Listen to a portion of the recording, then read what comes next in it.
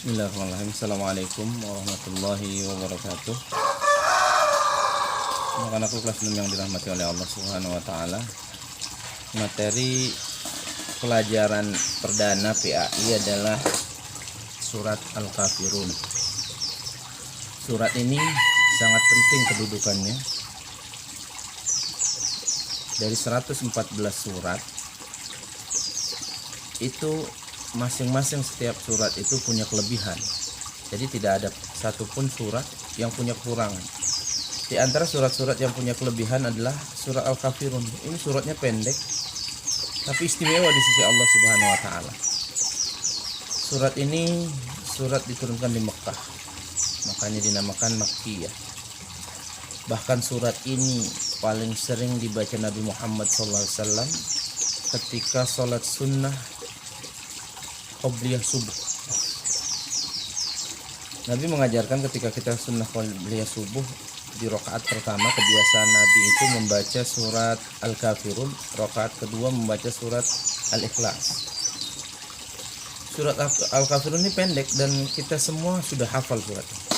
Akan tetapi pahalanya ketika kita membaca surat ini itu sama dengan membaca sepertiga Al-Quran. Membaca surah Al-Kafirun.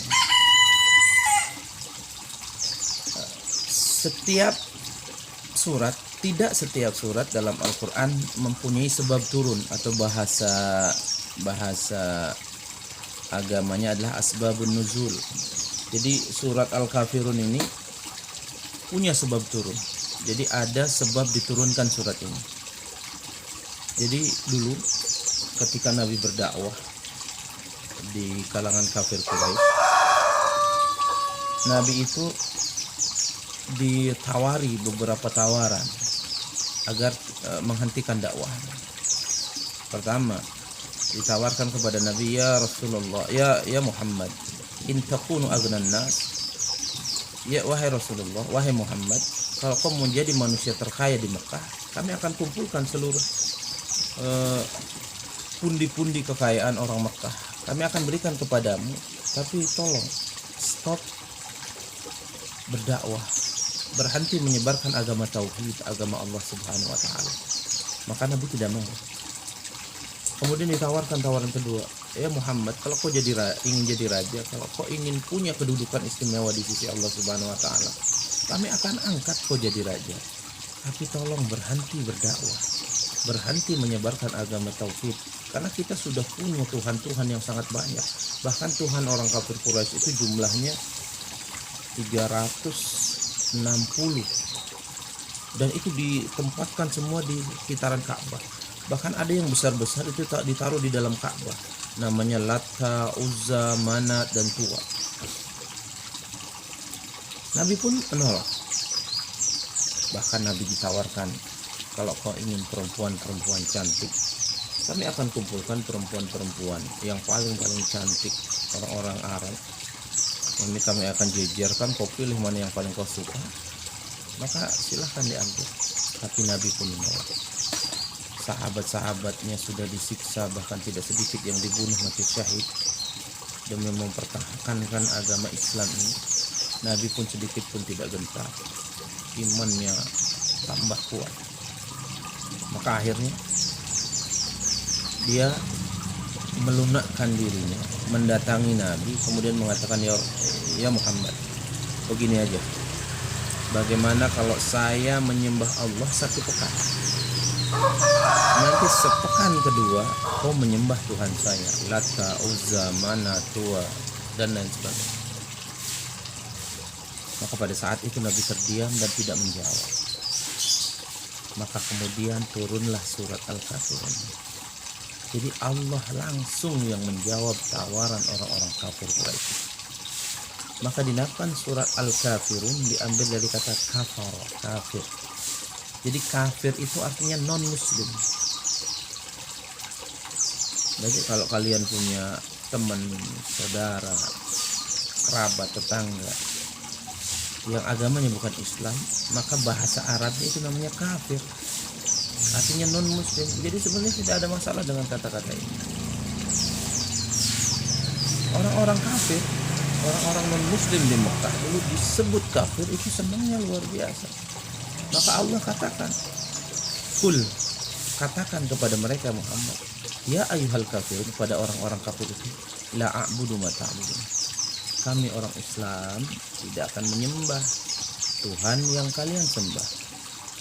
Wala antum, dan kalian tidak akan pula menyembah Tuhan yang kami sembah. Karena nggak bisa, kalau mau menyembah Tuhan kami, kalian harus bersyahadat, laki-lakinya harus dihitan.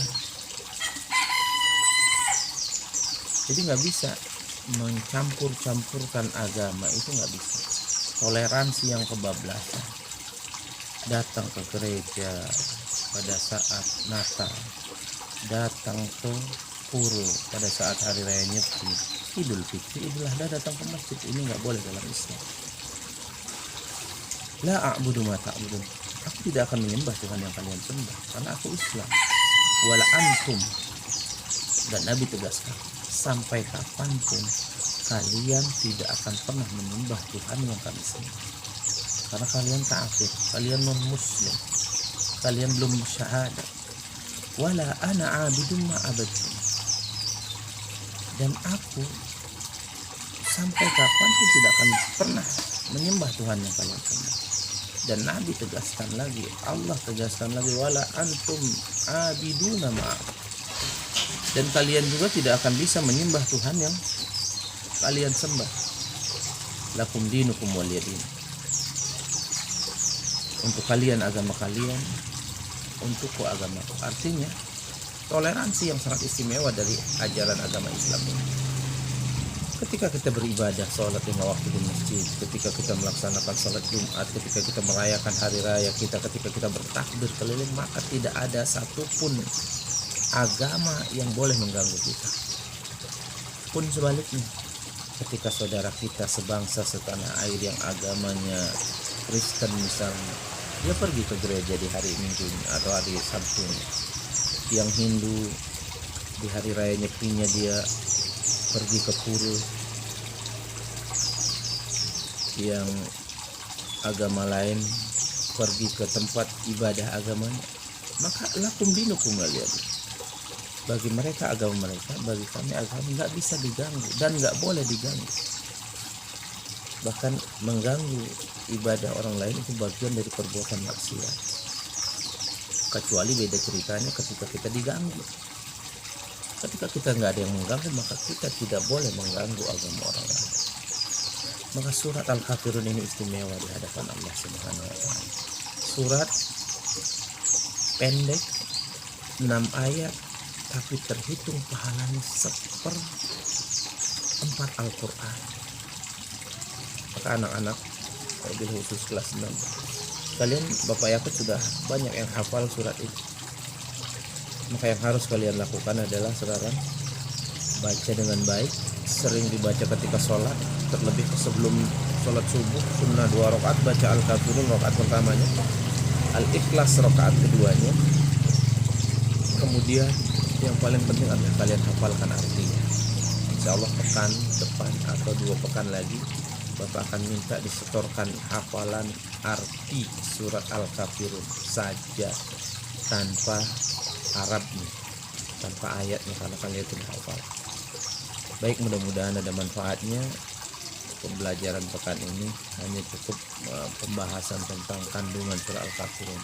Mudah-mudahan kita bisa mentaati Allah Subhanahu wa Ta'ala dan Rasulnya, kita bisa mengamalkan apa yang diajarkan, dan Allah berikan kita rezeki keistiqomahan untuk senantiasa menghidupkan sunnah Nabi kita Muhammad SAW. Terima kasih. Assalamualaikum warahmatullahi wabarakatuh.